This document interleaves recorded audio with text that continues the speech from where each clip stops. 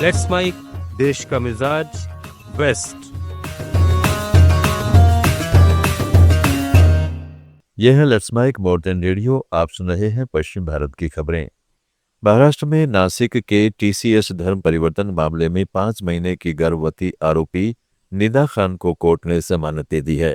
अदालत ने कहा है कि जेल में बच्चे का जन्म किसी भी महिला के लिए बहुत कठिन स्थिति है और इसकी तुलना भगवान कृष्ण के जन्म से की।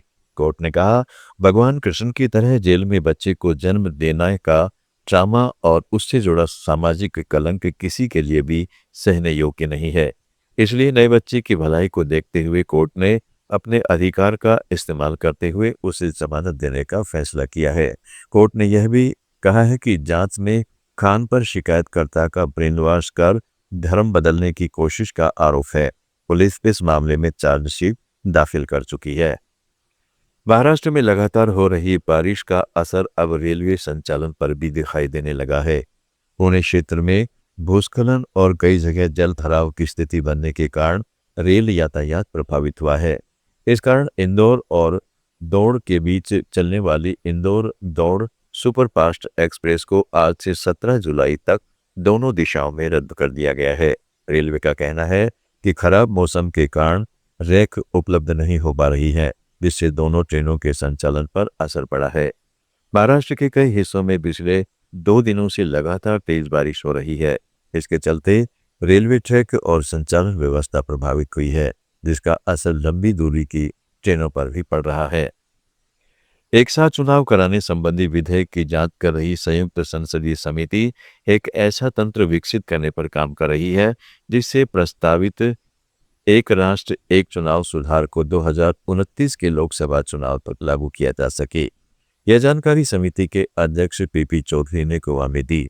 पणजी में 2 दिन चली बैठक के बाद पत्रकारों से बातचीत में चौधरी ने बताया कि समिति प्रस्तावित चुनावी सुधार पर आम सहमति बनाने के लिए देश भर के हितधारकों से परामर्श कर रही है। उन्होंने दावा किया कि अब तक परामर्श किए गए करीब 99% हितधारकों ने इस प्रस्ताव का समर्थन किया है। गोवा के मुख्यमंत्री डॉक्टर प्रमोद सावंत ने बाबोलीम स्थित doctor Shyama Prasad Mukherjee indoor stadium के butterfly ultimate table tennis UTT के सीजन 7 का उद्घाटन किया। गोवा में होने वाला यह लीग का पहला संस्करण है। इस अवसर पर उन्होंने कहा कि गोवा लंबे समय से पर्यटन के लिए जाना जाता है और अब यह खेल पर्यटन के लिए भी एक प्रमुख केंद्र के रूप में उभर रहा है। राज्य ने कई प्रमुख खेल आयोजनों की सफलतापूर्वक मेजबानी की है और राष्ट्रीय और अंतर्राष्ट्रीय प्रतियोगिताओं के लिए एक पसंदीदा स्थल के रूप में अपनी पहचान बना रहा है। गुजरात सरकार ने सूरत के बाढ़ प्रभावित इलाकों में बड़े पैमाने पर राहत अभियान शुरू किया है। उप मुख्यमंत्री हर्ष सांघवी ने पुनर्वास के कामों में तेजी लाने के लिए जिला समन्वय, नगर पालिका और प्रशासनिक अधिकारियों के साथ समीक्षा बैठक की। सांघवी ने प्रशासन को निर्देश दिया कि अगले 72 घंटों के भीतर सामान्य जीवन और कारोबार को पूरी तरह से बहाल किया जाए। उन्होंने बताया कि 9,000 से ज्यादा परिवारों का घर घर जाकर सर्वे पूरा हो चुका है और 800 से ज्यादा प्रभावित परिवारों को नकद सहायता के साथ साथ 6,800 रुपये मूल्य की घरेलू सहायता भी दी गई है।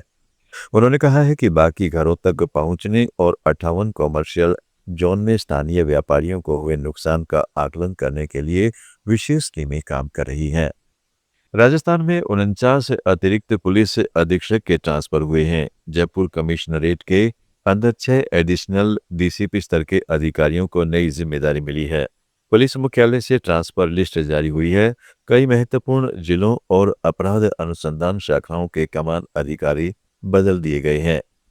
महाराष्ट्र, गोवा, गुजरात, दमन और राजस्थान की ताज़ा खबरों के इस बुलेटिन को रोजाना सुनने के लिए डाउनलोड करें लेट्स माइक ऐप। जुड़े रहिए लेट्स माइक के साथ। आप सुन रहे थे लेट्स माइक मॉडर्न रेडियो।